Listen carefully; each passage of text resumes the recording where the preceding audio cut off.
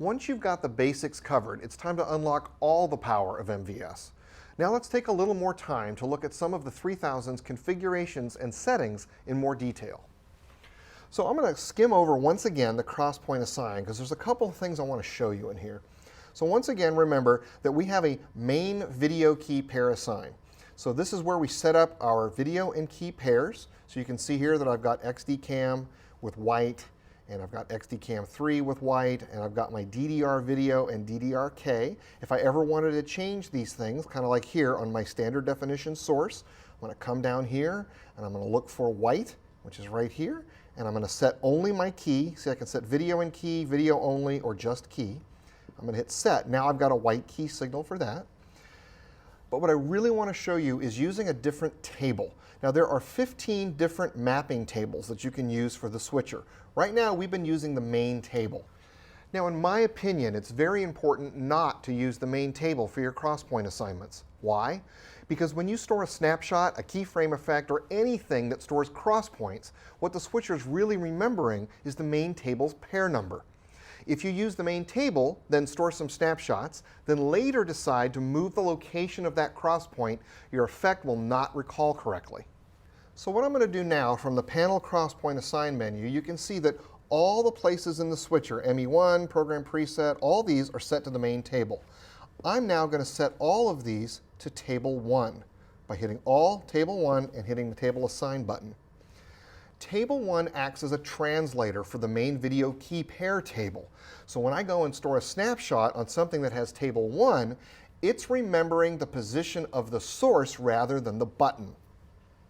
So I'm going to recap quickly how to name your sources and how to change the button colors and things like that. So we're just going to hit this submenu called source name and source color. So we can scroll up here and we can see that here's XDCam 1, and we can change the name. Maybe we'll call this camera 1. Use my pipe symbol as I described before, which forces the carriage return. Hit enter, and now we can see that my camera, which I labeled camera 2, is sitting right here. We can also change the color of the button. Remember, I have 3 user colors, so I can sit here and change this. Let me turn off the tally so we can see it. I can change this right here, so you can see I'm going from white to blue to purple. And I can change what these 3 colors are by going to user color select, by simply selecting it and changing the color and hitting execute. So I'm going to show you one more thing. I'm going to go into engineering setup. I'm going to go to panel maintenance. And there's a couple of cool things in here. First of all, if you're using a mouse, it'll let you change the way the mouse works a little bit. You can turn a screensaver on in here so that it will just go to a logo on your touch screen here if you want to. But some important things are the panel sleep mode. Now this panel has the latest technology in terms of organic LEDs for all the displays, which makes them very high contrast and very easy to read, and the latest LED multicolor technology in all the buttons. However, we need to keep the intensity down over a long period of time to make the life last longer in them. So with a panel sleep mode, which I now have set to 10 minutes, the panel won't turn off. It's just the intensity of all the buttons and the OLEDs will just dim down to preserve their life. So you can set that to anything you want, including turning it off, which we don't recommend, otherwise you might be replacing your OLEDs after 5 or 6 years. If we turn it on, maybe 20 or 30 minutes is a better setting so that the panel just dims. When it dims, all you have to do is touch it again and it will come back. The next thing is the display brightness. Now those are going to be your OLEDs, how bright you want these. And lastly is the switch brightness. Now those are all the RGB switches. You can see the entire panel pulsing up and down as I change the brightness.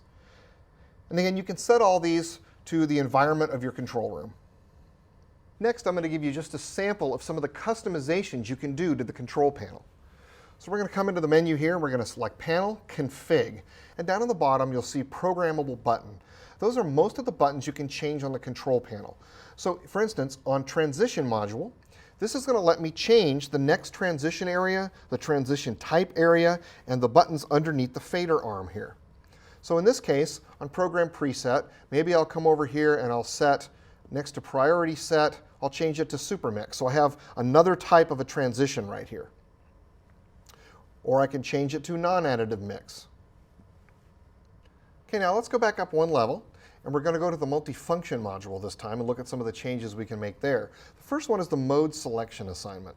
And what this is this little area right up here. And this lets me set what these buttons are. Normally they're set to effects, snapshots, shotbots, etc., the way it comes from the factory. But let's say that I don't use DME wipes. I can change DME wipes to maybe something like key snapshots. Let me go back up one level again, and we can look at effect edit assign. Now remember when I was in my keyframe effects, and we would go to an empty register, and I would hit edit enable. What this is what all these buttons are. Notice that there are two pages, page 1 and page 2. Well, if I find that I'm using keyframe duration and effect duration more than I'm using undo and paste, I could change what these buttons do. So I could come over here and say, I want to turn my keyframe duration on right here, and I want to turn my effect duration on here. So now page 1 has the functions I use more often.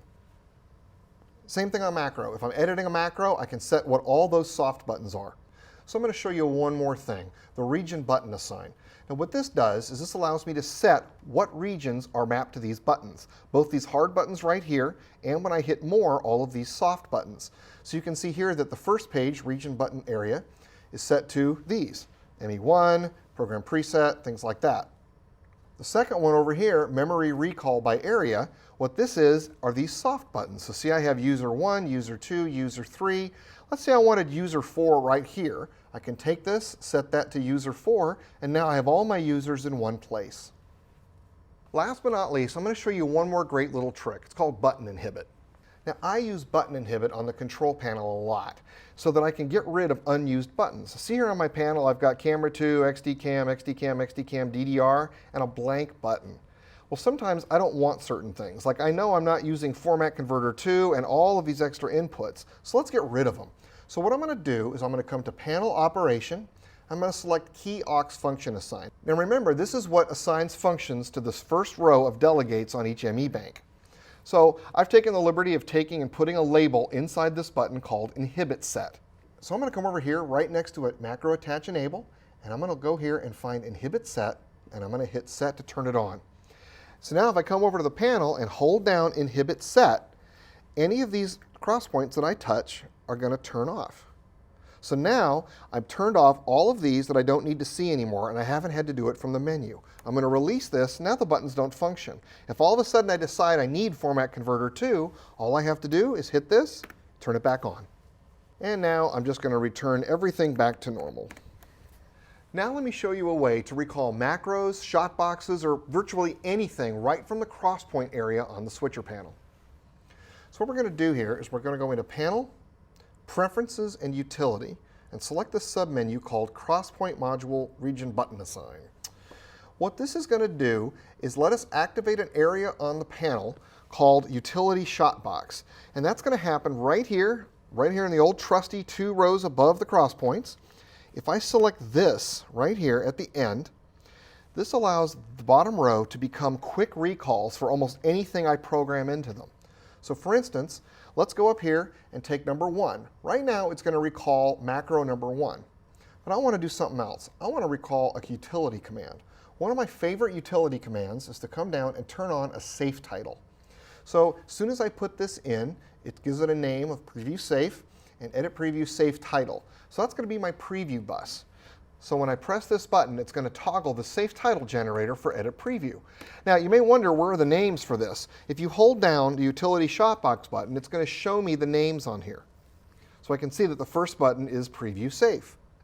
So for the second one, let's leave that as a macro 2 recall. That's going to recall a lens flare effect to wipe between a couple of things. Let's go to the third one, and I'm going to recall a different macro this time, and it's going to be macro 1, which is a switcher wipe. Let's set the fourth one to be a shotbox recall. Now I happen to know that I made my shot boxes up here, and I'm going to look at my banks, and we have shotbox number 1 is going to be my 2 box. And let's go ahead and make this one, number 5 here, button number 5, is going to be shotbox 2, which is going to be a big little. And lastly, let's go and make a menu shortcut on number 6. So I'm going to hit menu shortcut and watch what happens to the panel. The entire panel starts to blink. It's basically telling me, okay, go to the menu you want and then push the button you want to assign it to. So I'm going to find an obscure kind of menu. Maybe go to the File menu, go to frame memory, and go to file edit over here. And now I'm going to take this and I'm going to go to button 1, 2, 3, 4, 5, 6. So you can see here now that button 6 has been assigned to menu page 7153.1. And number 6 is the display. That doesn't mean a whole lot to me, so I'm going to rename that. I'm going to hit Name, and I'm going to call this File Menu. So when I hold this down, I see File Menu. So let's start pushing buttons and see what happens. So here we have our preview safe. Here we're going to do a lens flare wipe. Here we're going to do a switcher wipe. That shows up my little logo here. The next one, we're going to call up a double box effect. First, it's going to happen on preview since it's just going to call it up. And I'm going to take that to air. We're going to call up our big little. And lastly, watch the menu. As soon as I hit this, it's going to take me to the file menu that I was at. Now, it's really easy to get back off of this if I want to change my keyers. Just go and select DSK1, and now I'm routing my keyers.